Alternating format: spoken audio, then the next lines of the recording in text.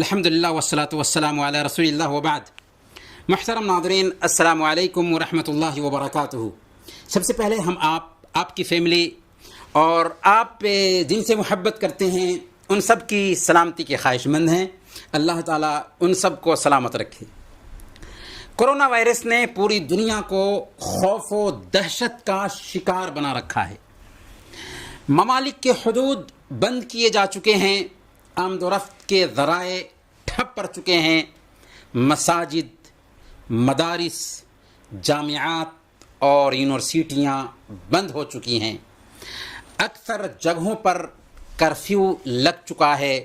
لوگ اپنے گھروں میں قید ہو چکے ہیں، محض اس لیے کہ اس وبا پر کنٹرول پایا جا سکے. محترم بھائیو، ہم بحیثیت مسلمان جانتے ہیں کہ یہ وبا اللہ کی طرف سے ایک آفت ہے، مصیبت ہے، آزمائش ہے. اس لیے ہمیں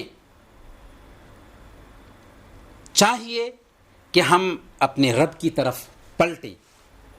اگر ہم اپنے دامن میں جھانک کر دیکھیں، دل کو ٹٹولیں، من سے پوچھیں تو جواب ملے گا کہ واقعی ہم نے اللہ کے حق میں بڑی کوتاہیاں کی ہیں. رات دن اللہ کے حکموں کو پامال کیا ہے، اس کے حدود کی دھجیاں بکھیری ہیں، بندوں کے حقوق دبائے ہیں، اپنی بہنوں کے حق کو مارا ہے،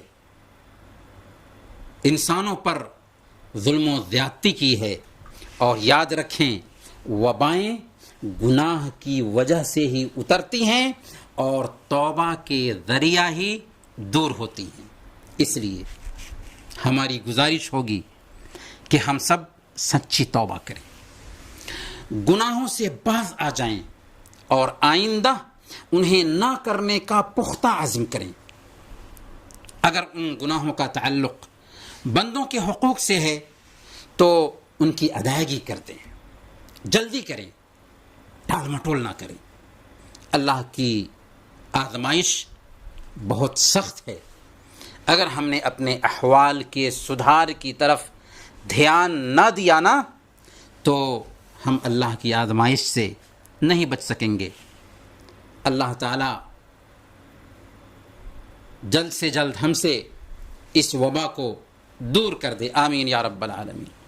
اسی طرح ہمیں چاہیے کہ ہم اللہ پر بھروسہ رکھیں، ڈریں نہیں اور نہیں گھبرائیں، کیونکہ انسان کو وہی لاحق ہو سکتا ہے جو اللہ نے اس کے لیے لکھ دیا ہے. ایک انسان کو چاہیے کہ وہ صبر کرے اور ثواب کی امید رکھے، لیکن اللہ پر بھروسہ کرنے اور توکل کرنے کا مطلب یہ نہیں ہوتا ہے کہ بچاؤ کو نظر انداز کر دیا جائے، اسباب اختیار نہ کیے جائیں. اللہ پر بھروسہ کرنے کا صحیح مفہوم یہ ہے کہ آپ اللہ کی ذات سے امید رکھیں، اس کے ساتھ ساتھ آپ بچاؤ کے اسباب بھی اختیار کریں. سنن ترمذی کی روایت ہے، ایک آدمی اللہ کے نبی صلی اللہ علیہ وسلم کے پاس آیا اپنی اونٹنی پر سوار ہو کر، اور اس نے کہا کہ یا رسول اللہ، میں اسے باندھ کر کے اللہ پر بھروسہ کروں یا اسے چھوڑ کر کے اللہ پر توکل کروں؟ تو آپ نے فرمایا عاقلھا وتوکل، اسے باندھ دو اور پھر اللہ پر بھروسہ کرو. ایک مسلمان کو چاہیے کہ جیسی بھی پریشانی آ جائے وہ اللہ کے فیصلے سے راضی رہے. اگر اسے خوشی ملتی ہے تو اللہ کا شکر ادا کرے، اور یہ شکر ادا کرنا بھی اس کے لیے بہتر ہوگا. اور اگر اسے غم لاحق ہوتا ہے تو اس پر صبر کرے، اور یہ صبر کرنا بھی اس کے لیے بہتر ہوگا. اور یہی ایک مسلمان کی پہچان بھی ہے. لیکن یہ عقیدہ رکھنے کے ساتھ ساتھ ایک مسلمان، جیسا کہ ہم نے عرض کیا، کہ بچاؤ اختیار کرتا ہے. اس لیے ان دنوں میں خاص طور پر اپنے بدن کی صفائی پر دھیان دیں.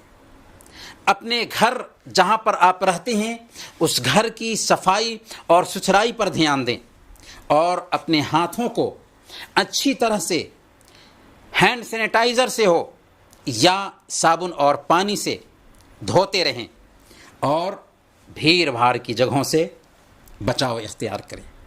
بچاؤ اختیار کرنے کے ساتھ ساتھ اللہ سے دعا کرنا کہ اے اللہ ہم سے اس وبا کو دور کر دے، اسی کا نام توکل ہے، اسی کا نام اللہ پر بھروسہ کرنا ہے۔